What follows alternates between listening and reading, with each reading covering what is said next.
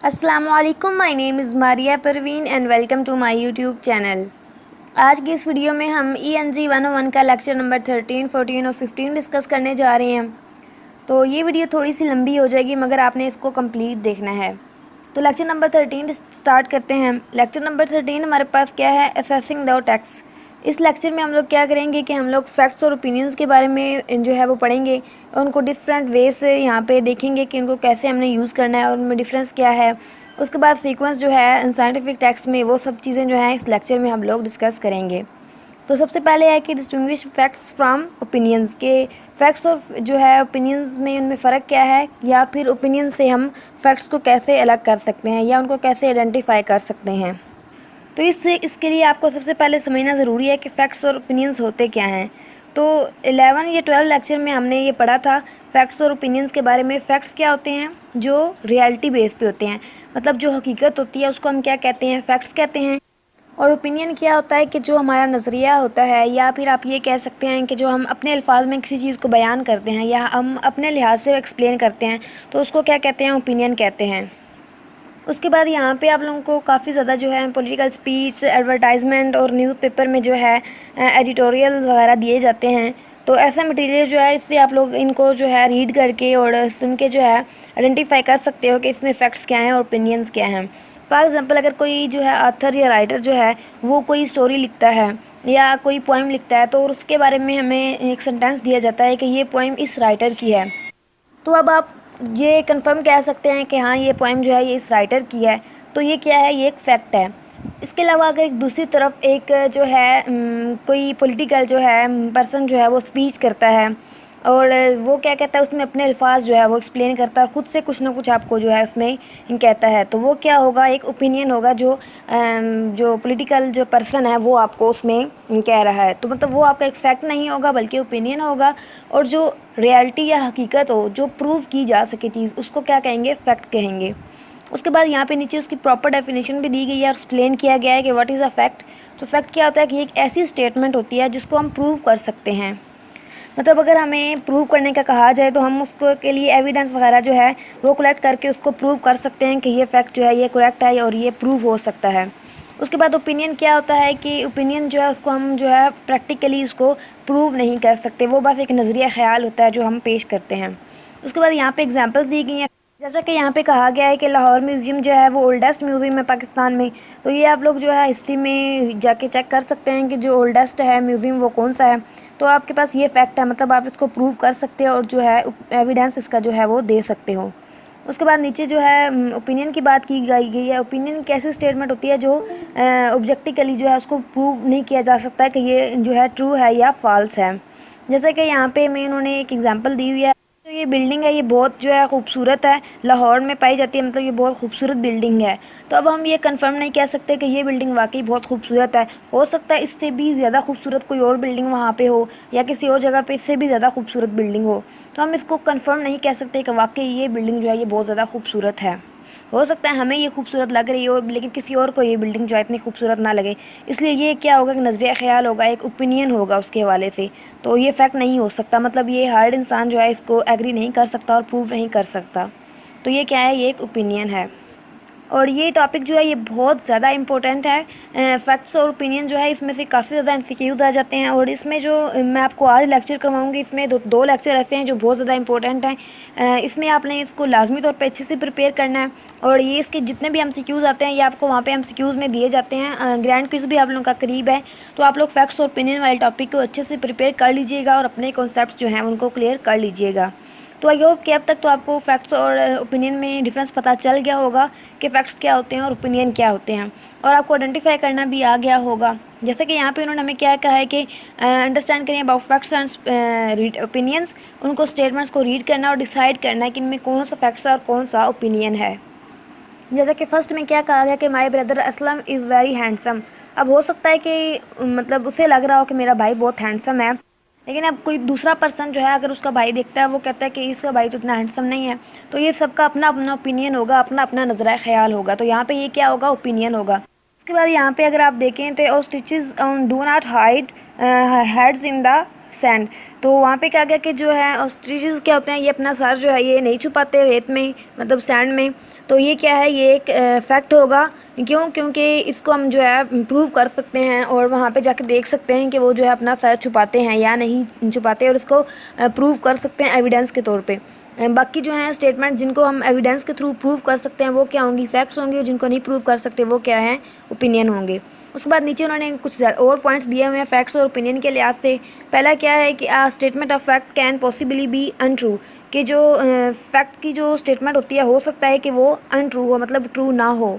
मतलब फैक्ट तो हो लेकिन वो ट्रू ना हो। मतलब हो सकता है किसी ने कहा है कि ये जो है पोइम फ़लाँ राइटर ने लिखी है, लेकिन हो सकता है वही पोइम किसी और राइटर ने लिखी हो। मतलब फैक्ट तो है, मतलब लेकिन वो हो सकता है कि वो ट्रू ना हो। उसके बाद ओपिनियन में बी मास्क एज फैक्ट्स, कि जो ओपिनियन हैं उनको हम फैक्ट्स भी कह सकते हैं। कैसे? कि अगर एक बंदा अपना ओपिनियन दे रहा है तो वो उस फैक्ट्स को ही अपने अल्फाज में बयान कर रहा है, मतलब अपना ओपिनियन दे रहा है, तो इसको हम क्या कह सकते हैं कि ये फैक्ट्स भी हो सकते हैं। उसके बाद है value words often represent opinions, कि जो कुछ वैल्यू वर्ड्स जो हैं वो अक्सर क्या करते हैं, ओपिनियंस को रिप्रेजेंट करते हैं। जैसा कि यहाँ पे गुड दिया गया है, bad, great, best, roast, tribal, ये ऐसे वर्ड्स जो हैं ये ओपिनियंस को रिप्रेजेंट करते हैं। उसके बाद नेक्स्ट है कि much of what we read and hear is a mixture of facts and opinions, कि मोस्टली जो हम पढ़ते हैं और सुनते हैं वो जो है मिक्सचर हो सकता है फैक्ट्स और ओपिनियंस का। तो हमें कंफर्म नहीं हो सकता कि इसमें फैक्ट कौन सा ओपिनियन कौन सा है। अगर हो भी जाए तो हो सकता है वो मिक्स हो, मतलब उसमें ओपिनियन भी हो और फैक्ट भी हो। तो इन स्टेटमेंट्स को आपने लाजमी तौर पर अच्छे से समझ लेना और याद कर लेना है, क्योंकि ये एमसीक्यूज़ में आ सकती हैं और ये बहुत ज़्यादा इंपॉर्टेंट हैं। तो उसके बाद फैक्ट्स वर्सेस ओपिनियंस देख लेते हैं। इसमें उन्होंने हमें जो है कुछ स्टेटमेंट्स दी हुई हैं और हमें कहा है कि आप डिसाइड करें कि इनमें कौन से फैक्ट्स हैं और कौन से ओपिनियंस हैं। तो वही आपने चीज़ माइंड में रखनी है, जो प्रूव हो सके वो क्या है, वो फैक्ट है, और जो प्रूव नहीं हो सकती या कोई नज़रिया ख्याल है वो क्या है, ओपिनियन होगा। जैसे कि फर्स्ट है कि एडगर अलन पोए is the greatest writer of horror stories in the world. तो हम हिस्ट्री में इसको कंफर्म कर सकते हैं कि ये जो राइटर है ये हॉरर स्टोरीज़ लिखता था, मतलब ये ग्रेटेस्ट राइटर है या नहीं हॉरर स्टोरीज़ लिखने में। तो ये क्या होगा, एक फैक्ट होगा। उसके बाद यहाँ पे बाकी भी आपने इसी तरह देख लेने हैं कि कौन सा फैक्ट है और कौन सा ओपिनियन है। और उसके बाद यहाँ पे उन्होंने हमें सीक्वेंस दी हुई है। सीक्वेंस में बताया हुआ है कि जो है सेंटेंसेस और इवेंट्स वगैरह जो होते हैं वो मार्कर्स के तौर पर हम यूज़ भी कर सकते हैं। और ये हमने लेसन नंबर 11 में पढ़ा भी था, मार्कर्स का कैसे यूज़ करते हैं। और वहाँ पे उन्होंने आगे भी हमें दिए हुए हैं, जैसा कि यहाँ पे टेबल नंबर 1 में है टाइम रिलेटर्स। फर्स्ट है कि ऑब्जेक्टिव अर्लियर अगर हमारे पास आता है, मतलब अगर किसी चीज़ को हमने जल्दी के तौर पर शो करना है, पहले के लिए शो करना है, तो हम क्या लिखेंगे, अर्लियर। और अगर हमने बाद के लिए तो प्रीसीडिंग। इसी तरह फार्मर और प्रीवियस, इसी तरह ये वर्ड्स जो है हमने टाइम रिलेटर्स के लिए यूज़ करने हैं। अब यहाँ पे ये सारे वर्ड्स जो है ये देख लीजिएगा और उनको प्रिपेयर कर लीजिएगा। ये एमसीक्यूज़ में आ सकते हैं कि टाइम रिलेटर्स क्या होते हैं, ये वर्ड्स कहाँ पे यूज़ होते हैं और इनके मतलब ये कौन से वर्ड्स हैं, एग्जांपल के तौर पे वो आपसे पूछ सकता है। तो ये वर्ड्स आप लोग याद कर लीजिएगा। और नीचे एग्जांपल्स भी दी गई हैं। और उसके बाद टेबल 2 दिया गया, उसमें भी टाइम रिलेटर्स दिए गए हैं। और यहाँ पे एडवर्बियल के लिए आंसर दिए गए हैं। पहले कौन से हैं कि कॉन्टेम्प्रेरी, और दूसरे कौन से हैं सिमुलटेनियस। तो जो पहले हैं उसमें क्या है, प्रेजेंट, मतलब प्रेजेंट की बात की जा रही है। एट दिस पॉइंट, पॉइंट किसी पॉइंट की तरफ इशारा करना हो तो भी यूज़ किए जा रहे हैं, नाउ, टुडे। तो यहाँ पे आप लोग दोनों में डिफरेंस रखिएगा कि कौन से वर्ड्स जो हैं ये कॉन्टेम्प्रेरी में यूज़ हो रहे हैं और कौन से सिमुलटेनियस में यूज़ हो रहे हैं। उसके बाद यहाँ पे उन्होंने जो है हमें एग्जांपल्स भी दी हुई हैं और नीचे अगेन वर्ड्स दिए हुए हैं ऑब्जेक्टिव और एडवर्बियल्स में कौन से हैं। तो ये वर्ड्स आपने सारे जो हैं इनको प्रिपेयर कर लेना है और ये भी याद रखना है कि कौन से ऑब्जेक्टिव में और कौन से एडवर्बियल्स में। और उसके बाद यहाँ पे हमें एक सैम्पल पैराग्राफ दिया गया। इसमें उन्होंने क्या कहा है कि मतलब यहाँ पे उन्होंने जो है कुछ वर्ड्स जो हैं वो हाईलाइट किए हैं, बोल्ड किए हुए हैं। अब ये क्या हैं, ये हमारे पास हैं टाइम रिलेटर्स हैं। जो वर्ड्स हमने ऊपर रीड किए थे वो वर्ड्स यहाँ पे दिए गए हैं। उसके बाद नीचे एक्सरसाइज दी गई है, उसमें भी हमने क्या करना है, टाइम रिलेटेड वर्ड्स को अंडरलाइन करना है। तो इसलिए यहाँ पे आपको वो जो ऊपर वर्ड्स दिए गए उनको रीड करना पड़ेगा और उनको याद करना पड़ेगा। जब उन वर्ड्स को याद कर लेंगे तो आप इजीली यहाँ से वो वर्ड्स जो है अंडरलाइन कर सकते हैं। जैसा कि यहाँ पे मोर देन है, बिफोर दिया गया है, इसी तरह ये वर्ड्स जो हैं यहाँ पे आपने देख लेने हैं, सिंस दैट टाइम। और यहाँ पे और भी ड्यूरिंग, यहाँ पे ऐसे वर्ड सारे दिए गए हैं, आपने इनको देख लेना है और अंडरलाइन कर लेना है। उसके बाद नेक्स्ट एक्सरसाइज दी गई है, उसमें क्या कहा है, उसमें भी उन्होंने टाइम रिलेटर्स अंडरलाइन करने के लिए कहा है। और ये जो है वो ऊपर एक्सरसाइज दी गई थी, ये उसका सल्यूशन है, मतलब उसके आंसर लगे हुए हैं। तो आपने यहाँ पे जो है उसको पहले खुद ट्राई करनी है सॉल्व करने की, फिर उसके बाद मैच करना है कि क्या आपके जो आपने यहाँ पे अंडरलाइन किए हैं वर्ड्स वो ही आंसर हैं यहाँ पे, यहाँ पे नहीं मेंशन किए गए। तो यहाँ पे सारे जो हैं वर्ड्स मेंशन किए गए हैं, फिर आप मैच कर लीजिएगा और अगर नहीं है तो भी वो वर्ड्स आप देख लीजिएगा जो आपने स्किप किए होंगे। तो 13 लेक्चर कंप्लीट हो गया। उसके बाद नेक्स्ट लेक्चर की तरफ चलते हैं, लेक्चर नंबर 14 की तरफ चलते हैं। लेक्चर नंबर 14 किस लिहाज से है, असेसिंग टेक्स्ट, तो ये भी उसी का ही पार्ट है। इसमें भी क्या करना है, इसमें हमने जो है देखना है कि राइटर जो है हमें क्या कहना चाह रहा है, किस कैरेक्टर के थ्रू क्या मैसेज देना चाह रहा है। मतलब हमने डिटेल में पढ़ना है कि राइटर्स का और कैरेक्टर्स का क्या कनेक्शन है, जो कैरेक्टर्स हैं उनको क्या रोल दिया जाता है, वो कैसे मतलब काम करते हैं एक पैराग्राफ और पैसेज वगैरह में। तो यहाँ पे पहला क्या दिया गया है कि कैरेक्टर्स के बारे में दिया गया है, उनके कैरेक्टर्स क्या करते हैं, एक्शन जो है उनको शो करते हैं, जो मतलब वहाँ पे किरदार के क्या एक्शन परफॉर्म कर रहे हैं, कोई गुस्सा कर रहे हैं या कोई काम कर रहे हैं या कोई उनका अंदाज़ है, वो सारे वहाँ पे मेंशन किए गए हैं। उसके बाद सेकंड है कि एक्चुअल वर्ड जो हैं वो डायरेक्ट जो है कैरेक्टर्स को जो है पुट कर दिए जाते हैं। मतलब एक तो होता है कि मतलब किसी वे से जो है कैरेक्टर को जो है वर्ड्स जो हैं असाइन किए जाते हैं कि भाई कैरेक्टर ये कर रहा है वो कर रहा है किसी। और यहाँ पे दूसरा क्या है कि एक्चुअल डायरेक्ट जो है कर दिया जाता है कि जो कैरेक्टर है वो ये मतलब ये कर रहा है ये कर रहा है, डायरेक्ट उसको कह दिया जाता है। थर्ड भी है कि यूजिंग डायरेक्ट स्टेटमेंट्स के थ्रू। उसके बाद 4 नंबर पे है making comparison and association. Comparison के मतलब जो है कैरेक्टर्स का कंपेयर करवा देते हैं किसी दूसरी चीज़ के साथ, इसमें कंपेयर किया जाता है। और उसके बाद जो है एसोसिएशन मतलब ताल्लुकात की, उसका दूसरे के साथ क्या ताल्लुकात है, क्या ताल्लुक़ है, यहाँ पे मेंशन किया जाता है। तो ये सारे जो हैं हम जो पॉइंट्स हैं 1 बाय 1 देख लेते हैं। सबसे पहले हमारे पास क्या है, एक्शन। एक्शन क्या होता है कि राइटर जो है कोई इसमें जो है वो स्टोरी ऐसे लिखता है कि जो कैरेक्टर उसमें यूज़ हो रहा है वो कोई ना कोई एक्शन परफॉर्म कर रहा है। हो सकता है वो किसी के साथ जो है कोई मतलब बिहेव कर रहा हो सकता है वो किसी पर गुस्सा हो रहा है, किसी के साथ कोई भी एक्शन परफॉर्म कर रहा है, मतलब कोई भी काम कर रहा है, उसके जो कैरेक्टर है ना उसमें जो यूज़ हो रहा है वो कुछ ना कुछ कर रहा है, तो वो क्या होगा, उसका एक्शन होगा।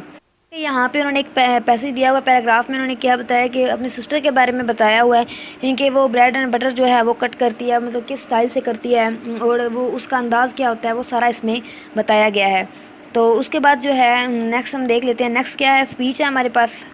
अब स्पीच में क्या होता है कि हम बोलना मतलब कैरेक्टर जो है वो क्या कह रहा है, उसमें था कि एक्शन मतलब वो कर क्या रहा है, और यहाँ पे है कि वो मतलब बोलेगा, जो मतलब वो बोल रहा है, जो वर्ड्स यूज़ कर रहा है स्पीच में ये वर्ड्स आते हैं, जो मतलब ये चीज़ नोट की जाती है। अब यहाँ के क्या है कि राइटर क्या करता है, इंडिकेट करता है कैरेक्टर को, कुछ वर्ड्स इंडिकेट करता है, वो मतलब जो कैरेक्टर है वो जो बोल रहा है, कुछ वर्ड्स जो यूज़ कर रहा है वो क्या होंगे, यहाँ पे स्पीच होंगे। अब वो जो है वो एक हो सकता है मुकालमा उनके दरमियान हो सकता है, उसके बाद वो कोई पैसेज में भी आपस में डिस्कशन कर सकते हैं, और उसके बाद 1 बाय 1 मतलब आपस में जो है डिस्कस कर सकते हैं। तो स्पीच के जो कई तरीके हो सकते हैं, इसलिए स्पीच क्या मतलब वो कैसे बोल रहे हैं और क्या बात कर रहे हैं, तो वो जब बोल रहे हैं उस चीज़ को हम क्या कहते हैं, स्पीच कहते हैं। तो कैरेक्टर जो है वो डिफरेंट उसके वेज़ हैं, वो एक्शन भी कर सकता है और स्पीच भी कर सकता है, मतलब बोल भी सकता है और सिर्फ एक्शन भी कर सकता है। जैसे ऊपर उन्होंने सिर्फ बताया था अपनी सिस्टर के बारे में कि सिस्टर ये करती है वो करती है, उसका बिहेवियर ये, लेकिन ये नहीं बताया था वो बोल कैसे रही है, मतलब उसने वो मतलब वो खुद नहीं बोल रही, सिर्फ उसका बताया गया था कि उसका एक्शन क्या है। अब यहाँ पे स्पीच थी, स्पीच में क्या था कि ये जो कैरेक्टर्स थे ये दोनों आपस में बात कर रहे थे। यहाँ पे आप देख सकते हैं कि वो दोनों आपस में बात कर रहे हैं, जो ऊपर आपको दिया गया है। तो इसमें वो दोनों बात कर रहे हैं, मतलब आपस में खुद बोल रहे हैं और उनके जो है जो वर्ड्स हैं वो इंडिकेट हो रहे हैं। और उसके बाद थर्ड देख लेते हैं। थर्ड क्या है कि डायरेक्ट स्टेटमेंट्स। इसमें भी यही आप कह सकते हैं कि बजाय कि कुछ और शो करवाया जाए या किसी वे में मतलब कैरेक्टर को कोई ना कोई रोल दिया जाए, मतलब इसमें ये नहीं किया कि उसका जैसे एक्शन है कि उसमें बताया गया है, और उसके बाद स्पीच में था कि वो बात कर रहे थे, उनकी बातें मतलब वो नोट की जा रही थी, स्पीच में आ रही थी, और यहाँ पे कि उनके डायरेक्ट उसके बारे में बताया गया। जैसे यहाँ पे एक जो है वूमेन उसके बारे में बताया गया है कि वो रिमार्केबल जो है वो पर्सन है। उसके बाद उसके बारे में बताया गया वो उसकी पेरेंट्स कैसी है, वो मतलब कैसा बिहेव करती है, वो सारी चीज़ें इसमें उन्होंने बताई हुई हैं, सारा उसके बारे में बताया हुआ है। तो ये किस में आता है, डायरेक्ट स्टेटमेंट में आता है। इसमें कोई वे नहीं यूज़ किया जाता बल्कि डायरेक्टली जो है शो किया जाता है और अलाउ किया जाता है उस चीज़ को। और उसके बाद नेक्स्ट देख लेते हैं, नेक्स्ट पॉइंट कौन सा है हमारे पास। तो नेक्स्ट पॉइंट है कंपैरिजंस एंड एसोसिएशंस। तो कंपैरिजन क्या होता है कि दो चीज़ों को कंपेयर करना, कि यहाँ पे राइटर जो है वो क्या करता है कैरेक्टर्स को कंपेयर करवा देता है, और उसके बाद क्या होता है कि एसोसिएशन में क्या होता है, एसोसिएशन में जो है वो कनेक्ट करवा देता है, मतलब दो चीज़ों को आपस में जो है उनको कनेक्शन जो है वो जोड़ता है, उनको जो है ताल्लुक़ जो है वो जोड़ता है। और कंपैरिजन में क्या होता है कि हो सकता है वो दो चीज़ों को कंपेयर कर रहा हो कि अगर ये चीज़ वाइट है तो दूसरी जो है वो ब्लैक है। एसोसिएशन में क्या हो सकता है कि वो कोई भी ऐसा सेंटेंस या कोई भी ऐसा पैसेज जो है वो सिलेक्ट कर सकता है जिसमें वो दोनों को मिला रहा हो। तो इसके लिए आपने ये सारे जो हैं यहाँ पे पैराग्राफ दिए गए हैं, आपने इनको रीड कर लेना है। मैं यहाँ पे इसलिए रीड नहीं कर रही क्योंकि इससे वीडियो जो है वो बहुत ज़्यादा लेंथी हो जाएगी। तो उसके बाद नेक्स्ट देख लेते हैं। फिफ्थ पॉइंट हमारे पास क्या है कि association of the character with one particular point of view और action by which the can be easily and quickly identified. अब यहाँ पे भी क्या किया गया, कैरेक्टर के जो एसोसिएशन है मतलब ताल्लुक़ है किसी दूसरी पॉइंट ऑफ व्यू या किसी दूसरे एक्शन के साथ, वो कैसे इजीली आइडेंटिफाई किया जा सकता है। तो उसके लिए भी जो है ऐसे वर्ड यूज़ किए जाते हैं और ऐसे सेंटेंसेस वगैरह यूज़ किए जाते हैं जिससे कैरेक्टर के साथ जो है एसोसिएट किया जा सके चीज़ों को, और वहाँ पे पॉइंट्स वगैरह जो भी मतलब पैराग्राफ में बयान किया जा रहा है उसको एसोसिएट किया जा सके। उसके बाद नेक्स्ट देख लेते हैं। 6 पॉइंट में क्या है, चॉइस ऑफ वर्ड्स, कि ऐसे वर्ड्स जो हैं सेलेक्ट किए जाते हैं और ऐसे जो है पर्टिकुलर फीचर्स डिटेल जो है सेलेक्ट की जाती है कि जो कैरेक्टर है उसके बारे में इजीली जो है उसको डिटेल के साथ एक्सप्लेन किया जा सके। तो इन चीज़ों को आपने समझ लेना है और यहाँ पे जो है पैराग्राफ दिए गए उनको लाजमी रीड कर लेना है, इससे जो है आपकी बेटर प्रिपरेशन हो सकती है। तो उसके लिए उन्होंने जो वर्ड्स हमें बताए हैं यहाँ पे कि आप कौन से वर्ड्स ऐसे यूज़ कर सकते हैं जिससे मतलब ऐसे आप एग्जांपल के तौर पर डिटेल से उनको जो है एक्सप्लेन कर सको। तो यहाँ पे उन्होंने कुछ वर्ड्स दिए हैं जैसे for example, for instance, examples of, इस तरह ये जो वर्ड्स सारे दिए हुए हैं ये किस लिए यूज़ हो रहे हैं, ये उनके जो कैरेक्टर्स को जो है चॉइस करने के लिए, मतलब अगर किसी कैरेक्टर के बारे में बताना चाह रहे हों तो आपने कौन से वर्ड यूज़ करने हैं। जैसे फॉर एग्जांपल, मतलब आप डायरेक्ट नहीं कह रहे, आप फॉर एग्जांपल का वर्ड यूज़ कर रहे हैं। एग्जांपल्स ऑफ के मतलब एग्जांपल के तौर पर उसको यूज़ कर रहे हैं, डायरेक्ट नहीं कह रहे हैं। मतलब आप कोई बात कर रहे हो अचानक से ये मतलब उसके बताना शुरू कर दें कैरेक्टर ये है कैरेक्टर वो है, बल्कि आप वहाँ पे दरमियान में वर्ड यूज़ कर रहे हो, फॉर एग्जांपल, फॉर इंस्टेंस, मतलब ऐसे वर्ड यूज़ कर रहे हो बल्कि डायरेक्ट नहीं बता रहे। जैसा कि यहाँ पे उन्होंने सैम्पल सेंटेंसेस दिए हुए हैं, इसमें कुछ वर्ड्स उन्होंने इटैलिक फॉर्म में किए हुए हैं। जैसे फर्स्ट में दैट इज़, उसके बाद सेकंड में सच एज़, तो मतलब वहाँ पीछे से वो बात करता आ रहा है, उसके बाद उसने कहा सच एज़, जैसा कि एडिशन, सब्सट्रैक्शन, इस तरह मल्टीप्लिकेशन, मतलब उसने बताया कि अरिथमेटिक ऑपरेशन जो हैं वो ये कर सकते हैं। और उसके बाद नीचे उसने साथ में सच एज़, जैसा कि उसने आगे बता दिया कि एडिशन हो गया, सब्सट्रैक्शन हो गया, मतलब वो डायरेक्ट नहीं कर रहा मतलब कि उसको बताना शुरू कर दे, बल्कि वो एक वर्ड यूज़ कर रहा है उसके थ्रू बता रहा है कि ये हो सकता है। तो आपने इस तरह ये एग्जांपल्स भी देख लेनी है। और इस लेक्चर में मेन चीज़ें बस समझने वाली थी कि कैरेक्टर्स का क्या क्या रोल हो सकते हैं। फॉर एग्जांपल उसके एक्शन हो सकता है, वॉइस हो सकती है, आगे ये सारी चीज़ें जो हैं यहाँ पे मैंने ऊपर जो है एक्सप्लेन की हैं। बस ये इसमें समझने वाली बात थी कि इनके क्या क्या रोल हो सकते हैं और वो क्या कर सकते हैं। उसके बाद ये वर्ड्स जो हैं ये इसमें इंपॉर्टेंट है, इस लेक्चर में ज़्यादा इतना इंपॉर्टेंट नहीं था। इसमें बस वो वर्ड्स आप याद कर सकते हैं कि उसमें कौन से वर्ड्स हैं जो इसके कैरेक्टर के लिए यूज़ किए जाते हैं। और उसके बाद 15 लेक्चर की तरफ चलते हैं। 15 लेक्चर में जो आपके पास मैं सेकंड पार्ट डिस्कस करूँगी उसमें काफ़ी ज़्यादा इंपॉर्टेंट चीज़ें हैं, इसलिए आप उसको लाजमी तौर पर प्रिपेयर कीजिएगा। और यहाँ स्टार्ट में क्या दिया गया, स्टार्ट में क्या है कि इंटरप्रेटिंग विजुअल डाटा, कि आप विजुअल डाटा को कैसे एक्सप्लेन करते हो, कैसे समझते हो। जो हमें ग्राफ्स के फॉर्म में फिगर्स वगैरह शो करवाई जाती हैं उनको कैसे समझते हो और कैसे एक्सप्लेन करते हो। उसके बाद यहाँ पे सेकंड है कि आप जो है कम्युनिकेशन कैसे करते हो विजुअली, और उसके बाद graphs, charts, diagram, table, maps को कैसे यूज़ करना है, इन सब चीज़ों का यहाँ पे डिस्कस किया गया है। और उसके बाद यहाँ पे नीचे उन्होंने क्या बताया है कि जो स्टूडेंट्स हैं वो इतना लेंथी लेक्चर, फॉर एग्जांपल अगर 1 घंटे का लेक्चर होता है तो वो उसको समझ नहीं पाते। उसमें से मतलब रेशो यहाँ पे ग्राफ के थ्रू उन्होंने मेंशन किया है कि 75% जो स्टूडेंट्स हैं वो भूल जाते हैं। उसके बाद 15% स्टूडेंट्स जो हैं वो मतलब इसको याद नहीं रहता, 70 to 85% ये। और यहाँ पर उन्होंने सारी रेशो दिखाई हुई है, तो वहाँ पर उन्होंने ऊपर भी ग्राफ में भी वो पैराग्राफ में भी शो करवाया और नीचे जो है वो ग्राफ में भी शो करवा दिया है। और यहाँ पे अब नीचे इसकी तरफ चलते हैं। टेबल्स की बात की गई, पहले पैराग्राफ्स की बात होगी, ग्राफ्स की बात होगी है कि ग्राफ्स में क्या होता है। और उसके बाद यहाँ पे क्या बात की गई है, टेबल्स की गई है कि टेबल्स में कैसे होता है। अब टेबल्स में क्या होता है कि उन्होंने कुछ पॉइंट्स बताए हैं कि read the title of the first table first, कि पहले टेबल का टाइटल पढ़ें, आपको उससे आइडिया हो जाएगा कि टेबल में क्या जो है इंफॉर्मेशन शो की जा रही है। उसके बाद क्या करें कि फुट नोट जो है आपको वहाँ पे हेडिंग वगैरह दी गई है उस पर फोकस करें, और जो इंपॉर्टेंट इन्फॉर्मेशन वहाँ पे दी जा रही है उस पर फोकस करें। उसके बाद आपको यहाँ बताया गया कि आप सोचें कि ये जो इन्फॉर्मेशन दी गई ये रिलायबल है या नहीं। उसके लिए क्या कि आपको चेक करना पड़ेगा कि इसमें जो इन्फॉर्मेशन दी गई है, मतलब टेबल में जो भी इन्फॉर्मेशन दी गई है उसको देखना पड़ेगा। और उसके बाद यहाँ पे हेडिंग के कह रहे हैं कि हर कॉलम में जो हेडिंग दी गई है उसको समझें। तो यहाँ पे कहा गया कि मतलब उन्होंने टेबल का बताया कि टेबल में आप लोग कैसे आइडेंटिफाई करते हो, किन चीज़ों पे फोकस करना चाहिए। और उसके बाद नीचे उन्होंने एक टेबल शो किया हुआ है और उसमें उन्होंने कुछ जो है आपको यहाँ पे ये क्वेश्चंस दिए हुए हैं कि इनमें ट्रू फॉल्स कौन से हैं वो आपने आइडेंटिफाई करने हैं। तो ऊपर उन्होंने एक जो है आपको ये जो पिक है उसमें टेबल शो किया हुआ है, तो आपने उससे देख के यहाँ पे इनको भी फिल कर लेना है। उसके बाद नेक्स्ट देख लेते हैं कि ग्राफ्स में क्या होता है। ग्राफ्स में जो है शो किया जाता है इन्फॉर्मेशन को ग्राफिकली शो किया जाता है। इसमें क्या होता है कि मोस्टली 2 चीज़ों का रिलेशन होता है। जैसे आप लोग मैथ में पढ़ते हो ना कि एक्स वाई, अब यहाँ पे एक एक्स एक्सिस पे होता है, वाई एक्सिस पे होता है, तो दो चीज़ें जो है एक्सप्लेन की जाती हैं। जैसे वेलोसिटी में है डिस्टेंस और जो है टाइम, उसको शो किया जाता है। इसी तरह मतलब डिफरेंट जो है चीज़ें वहाँ पे शो की जाती हैं और उनको आपने एक्यूरेटली जो है समझना होता है और फोकस करना होता है कि ये वर्टिकली है कौन सी चीज़ बताई जा रही है और हॉरिजॉन्टली कौन सी बताई जा रही है। और यहाँ पे आपने इस पैराग्राफ को जो है वहाँ पे देखना है, उसके लिए ऐसे यहाँ पे आपने बताना है कि इसमें से ट्रू कौन से हैं, फॉल्स स्टेटमेंट्स कौन सी हैं। जो वर्टिकल होती है वो आपकी वाई एक्सिस पे होती है और जो हॉरिजॉन्टल होती है वो आपकी एक्स एक्सिस पे होती है। इस तरह यहाँ पे बाकी जो है स्टेटमेंट्स भी दी गई हैं, वो आप उस पैराग्राफ को देख के इसको जो है वो सिलेक्ट कर लीजिएगा और साथ में आपको वो आंसर भी दिए गए हैं। उसके बाद नीचे है बार ग्राफ। बार ग्राफ का ये सेम जो है लाइन ग्राफ की तरह होता है, जैसे ऊपर उन्होंने एक्सप्लेन किया है, बट उसमें जो है वो एक रो के फॉर्म में शो किया जाता है, लेकिन इसमें जो है वो एक एक्सिस की फॉर्म में आप कह सकते हैं कि इनको शो किया जाता है, जैसा कि यहाँ पे आपको इस पिक में नज़र आ रहा होगा। उसके बाद यहाँ पे उन्होंने मैप रीडिंग दी हुई है कि आपको मैप अगर दिया जाता तो आपने उसको कैसे रीड करना है। और यहाँ पे आगे उन्होंने मतलब यहाँ पे डिटेल्स जो है वहाँ पे कंट्रीज़ और सिटीज़ के नेम जो है वहाँ पे मेंशन कर दिए हैं, और ईस्ट वेस्ट नॉर्थ मतलब उसकी जो है वो सिचुएशन कहाँ पे वो पाया जा रहा है, वो सारी चीज़ें यहाँ पे मेंशन कर दी हैं। और मतलब आपने कैसे यहाँ इनको रीड करना है और समझना है, ये यहाँ पे उन्होंने ग्राफिकली मतलब एक मैप सा भी शो कर दिया है, और नीचे जो है उसकी मतलब वो क्वेश्चन से बना के भी आपको दिखा दिए हैं। तो ये चीज़ें बस समझने की हैं। मेन टॉपिक की तरफ चलते हैं कि इसमें मेन चीज़ें कौन सी करने वाली हैं 15 लेक्चर में।